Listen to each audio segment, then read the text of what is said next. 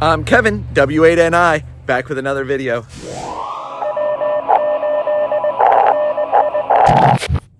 All right, welcome back down to the shack. This video is going to be more of one of those answering the questions video. And I've gotten a lot of questions about throw bags and how I get my end-fed half wave up in trees.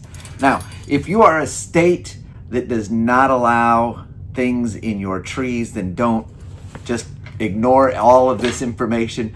But if you're one of those states that they allow you to put stuff in the trees, let me give you a few hints, a few tips, a few tricks. If you're looking to buy a throw bag, a kit to get those antennas up in the tree, then this video is for you. All right, so I have over 1,000 activations. So what I'm about to tell you, this comes from a lot of trial and way too much error. So I'm gonna give you some of the best tips and tricks that I could possibly give you. So let's go ahead. We're gonna start off with the throw bag and we will go from there. All right, so first of all, let's talk about throw bags, throw weights, whatever you wanna call them. I have here a 14 ounce, a 16 ounce. The weight, not so much of a difference. Really haven't had that much of a problem where I needed to worry about 2 ounces. I do prefer the 16 ounce, but the difference is this right here. Get a weaver bag. They cost about $4 or $5 more than these. These are just generic ones that you can get on Amazon. But after the first throw, I busted out this seam and I had to sew it up again. The next time out, I busted out this seam, had to sew it up again. Since then, it's kind of sort of held together, but I have never had issues with weaver bags. Never had a seam break, never had any problems with them. These things are the best.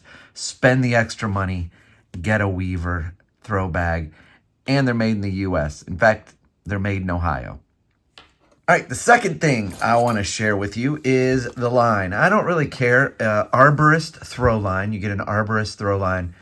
Doesn't really matter how thick, or as long as it's an arborist throw line. And for me, that arborist throw line, I always tie a big loop in it. You want to get a big loop. I tie a bowline or bowline knot on these with a big loop. Want to make sure you get a big loop. Don't just tie it on because in a minute I'll explain why. But you get a big loop, and then all you need to do is pass this through and then underneath, and you end up with a nice knot on it. And what's nice about this is that then you can just take, and once you throw it up into the tree, you can just pull this down, put it over, and it comes off.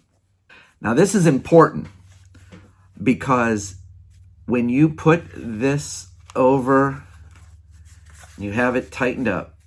Now you take this, you throw it up over your tree. If you don't get it over the branch that you wanted, you can pull this back down. You're gonna wanna pull it down and try again. Do not pull it back over with it still attached to the throw weight.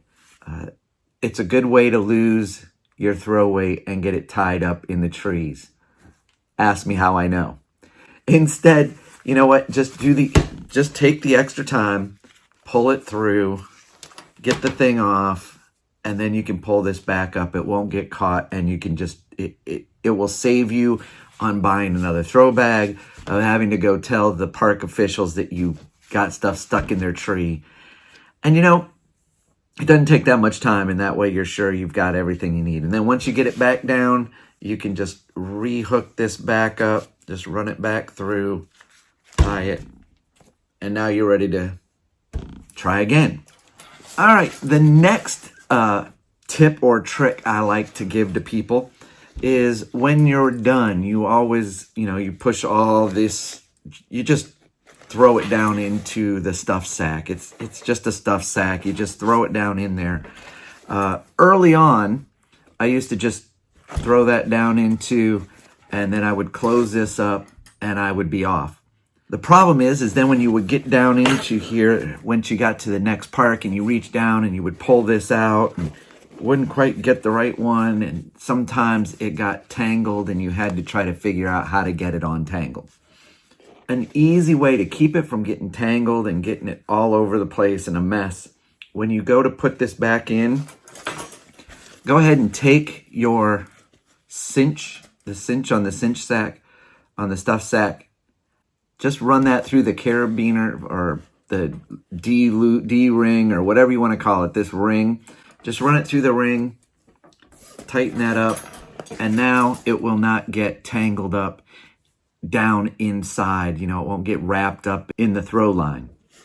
So yeah, once you get that done, then when you get to the next part, you just pull this out, and it's right there at the top of your sack, and you're ready to go. And you're ready to throw it up and set up your antenna.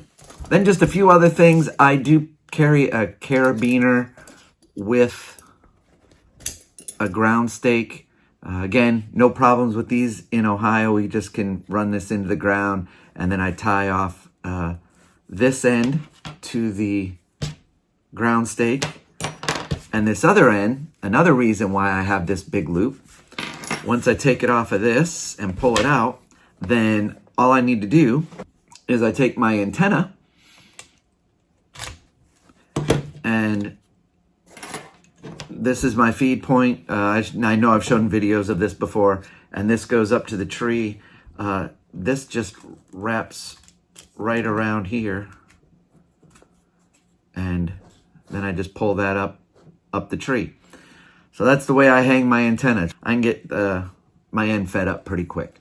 So that is it. That is the way I set up, carry, deploy, and put away my throw bag, stuff sack, throw line.